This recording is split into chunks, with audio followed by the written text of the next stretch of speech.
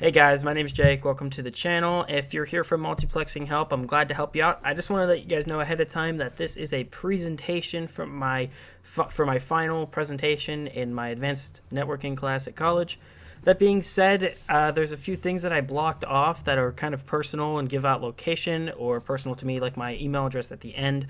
I placed a black square at the end of that because I do not want anybody viewing that email address. It's obviously very personal, so I blocked it out. If you do, however, have any questions, leave a comment down below. I will definitely get back to it, and that's the easiest way for me to communicate with you guys. So if you have any questions, leave a comment down below. I'll help you out. And if you enjoyed the video, make sure you leave a like, especially if you found it helpful. Other than that, I hope you guys enjoy the video, and I hope I can help you out. See you guys later. Hello, everybody. Welcome to my presentation, and today I will be talking to you about multiplexing. So, like I said, I'm going to be talking to you about multiplexing. If you guys don't already know who I am, my name is Jake Swick, and I sit in the front row. I did, at least. But, yeah. I do want to quickly let you guys know I'm using Streamlabs to use my webcam, so it's on screen. So I am going to need to drag it around like it is now, just like there to here, every now and then to make everything fit on my slideshow, just so you can see everything. But I just wanted to give you guys that heads up real quick. So here we go. Let's hop right into multiplexing. So the first thing we should really discuss about this whole topic is what exactly is it? What is multiplexing and why is it important? Why should we care about it? Why is it relevant? So if you have heard of multiplexing, you definitely know why it's relevant and why it's very important. If you haven't, allow me to explain for you.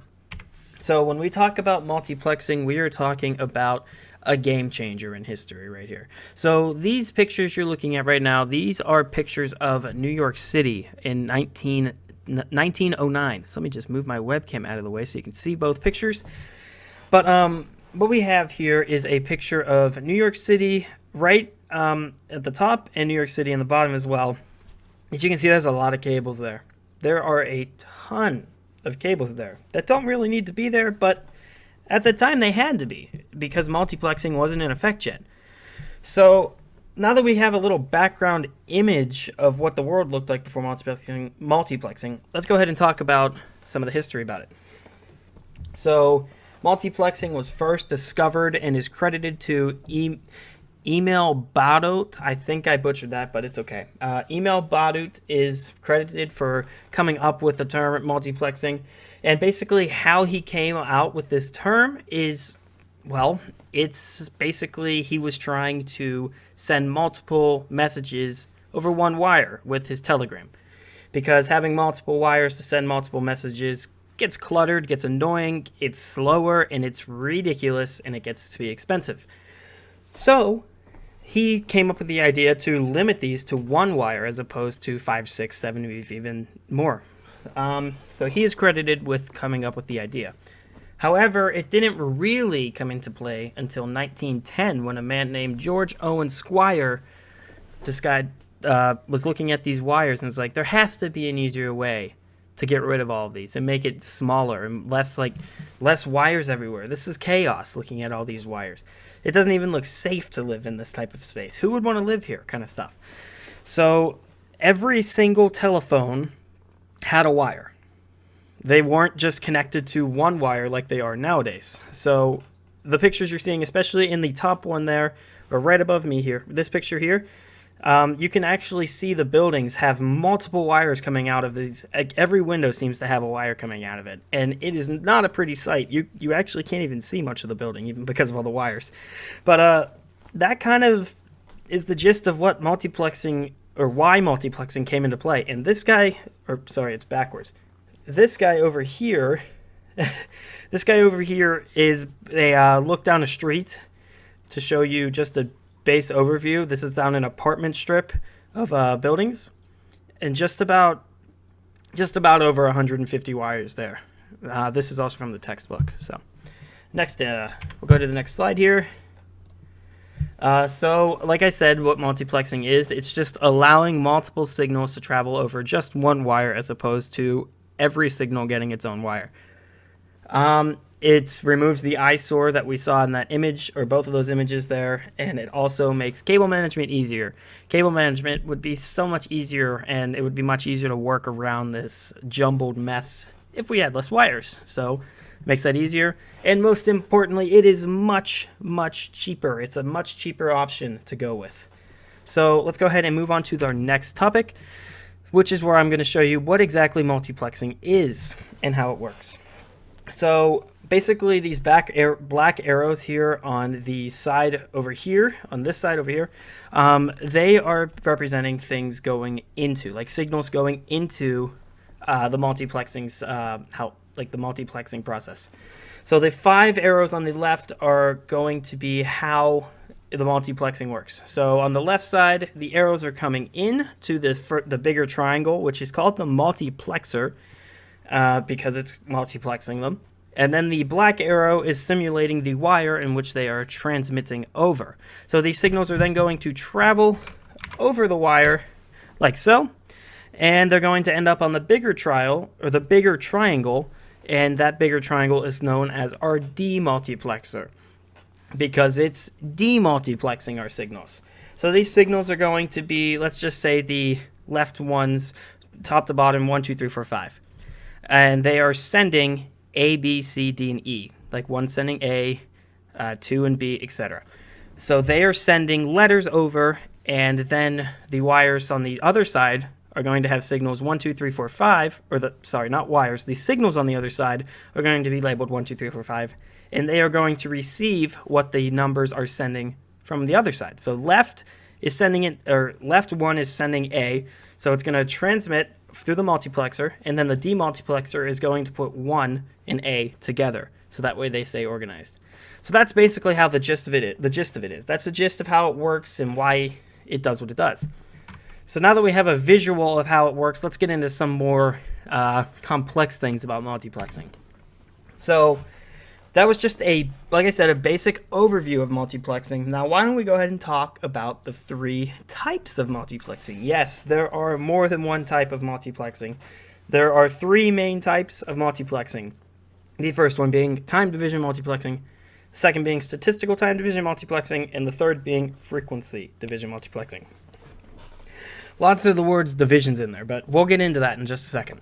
So now that we have a knowing of what the 3 are, let's just see what they are, like an overview basically. So TDM is the abbreviation for time division multiplexing, and statistical time division multiplexing, STDM, and frequency division multiplexing is FDM, just to put that out there.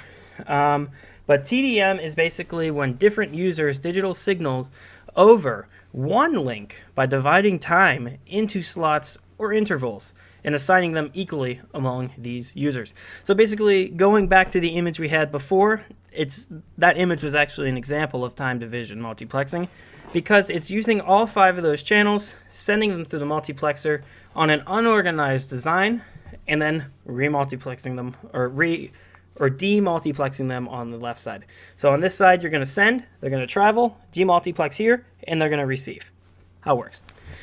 With TDM, though, the most important thing to know is that they are sent equally, meaning there's no priority, which we will get to.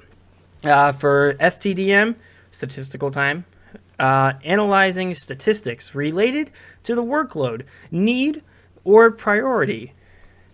They related to the workload, the need, or the priority of everything, and determine on the fly how much each user should get. So relating to the same type of thing as time division multiplexing, but we have implemented, in this circumstance, we have implemented priority, workload, or need. So whichever one has the highest priority, or the highest need, or the highest workload is going to be sent first. That's how statistical works.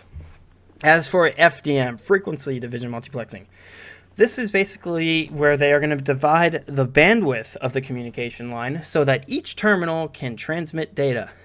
Individual terminals are separated from guard blocks or guard bands to ensure the signals do not interfere with each other. So this is a little bit of a smarter thing. There's bands, there's like little boards in between each signal so that multiple can be sent at one time. Unlike TDM and STDM, where it can only send one. where FDM can send multiple, and there's barriers in between them so they can't interfere with each other, causing noise, causing it to not send properly. All right, so now let's focus on time division multiplexing now that we have an overview. So time division multiplexing, let me just move my camera. Time division multiplexing is as followed. So it's using a baseband transmission. Now what a baseband transmission, what that means is that it is a one at a time scenario, and it uses virtual signals only. Virtual signals are basically square and block signals. Like, it's a weird thing to describe, but that's how it is. It is basically lines as opposed to waves. So that's baseband. Now that that's out of the way, now how this works based on the image we're looking at here is it uses time slots. So the time slots are pretty important to making TDM, because this is essential to TDM. This is what makes it time division multiplexing. Time division. It's because it's given time slots. So the time slots can be seen in the middle section here, which is labeled TCBA. And what these are is basically, let's just go over the whole image to start. So A, B, C, and D on the left side is the sending digital devices section, where each of these are going to transmit to the multiplexer, which is the rectangle right here. This is our multiplexer. And then that is going to send those on the frame itself, or the time slots, in the order that they are chosen to. A, B, C, D, meaning A first, B second, C third, and D fourth. That being said, that is the order that they're given to send in, because that's just what it decided to pick, the easiest and fastest track. That's what it picked for the multiplexer, which is why there's a problem here. Now, before we get to that problem, let's just finish out the algorithm, where once it goes through, it's going to send to the demultiplexer, and that demultiplexer will then put those back on the correct channels that they originally corresponded to. So A will get A, B, B, C, C, D, D, etc. That's how that would work. Now, there is that problem here, because it's not very efficient, because there's no prioritizing of any type whenever it comes to TDM. Because it's all equal. It's all sent at the same time at the fastest possible time. So there's not a whole lot to work with here. So it's not very efficient. However, when we get to statistical time division multiplexing, now we're getting a little bit more efficient. These are pretty important. So let's go ahead and start talking about statistical time division multiplexing, where we have a little bit more complex look on multiplexing. So STDM has the same baseband transmission as we did with TDM. The only difference here is it's using allocated time slots. So the allocated time slots, like I said earlier, like I said, with time slots it's what the wire is actually sending, or it's what the multiplexer is actually sending. Each individual number or letter gets its own time slot, or each signal, I should say. Device. Same thing. But in this corresponding thing, we are talking about prioritizing, which is more important, or which is busier, which needs to get done first, etc. So that's where STDM comes into play. So looking at the image up here, we have the A, B, C, D like we did before, but we also see that idle and idle next to A and C, meaning they are not doing anything. So they don't have priority. They don't need to send anything if they're not doing anything. So that being said, we have B as very busy and D as busy. So the highest priority here is going to be B, so they are going to get to send first. So the multiplexer is understanding that B is the highest priority because it's the busiest. So B is now going to become the first, because it's sending three devices, it looks like. Or the device B is sending 3 different signals from what it looks like. So that being said, that is going to go first, and then D is also busy, but not as busy as B. So D is going to be sending 2 signals, and that will be behind B because it's not as high as a priority. Now, there are 2 red blocks here that we're seeing, which are just channel identifiers, meaning that there's a channel identifier there for A and C, basically saying the multiplexer is understanding they are there, but does not need to send anything because they are ideal and not doing anything. So, like I said, they are not specific or not assigned in any given order other than priority, which is what the allocated time slots means.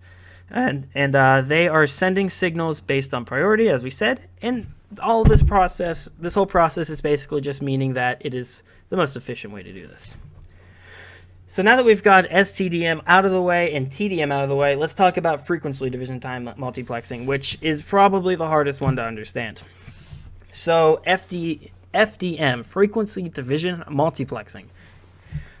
We have a broadband transmission here as opposed to a digital. So, what this means here is this is going to be sending multiple transmissions at one time, as opposed to what we were doing with time division multiplexing and statistical time division multiplexing.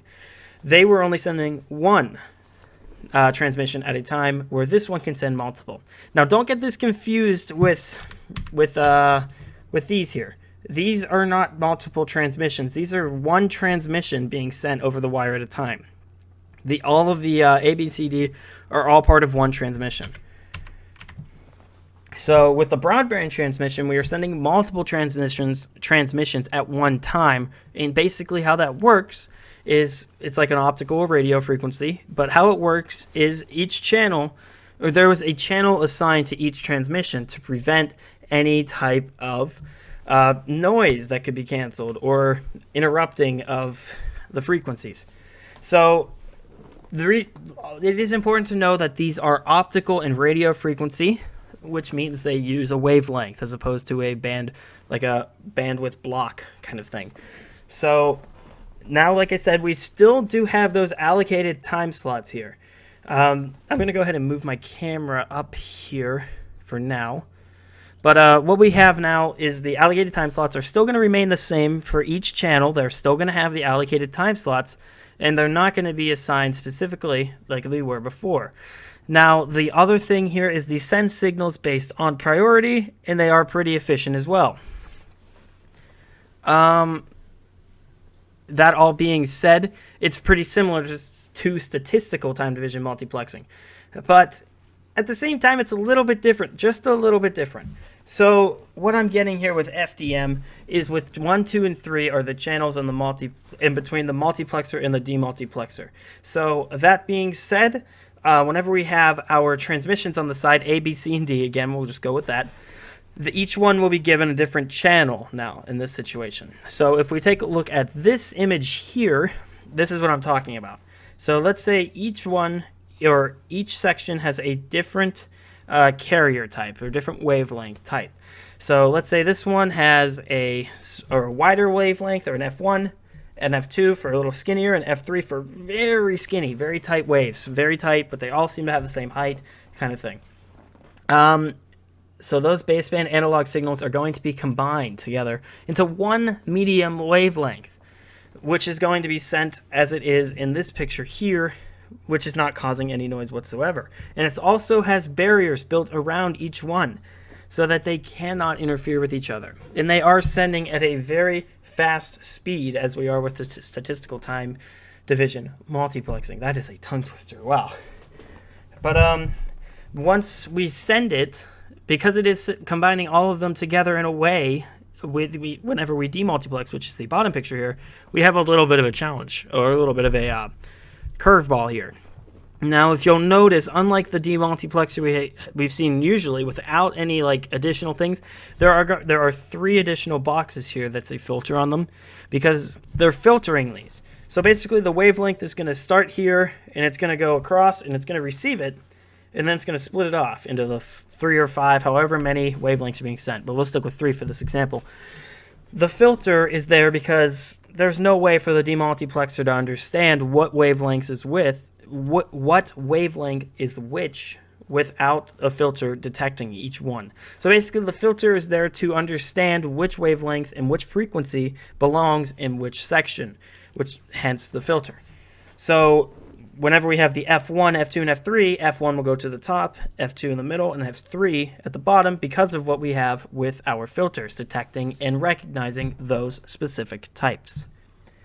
So that basically will allow the carrier, or it'll allow the input lines to match up with the output lines after the multiplexer and the demultiplexer without any type of error.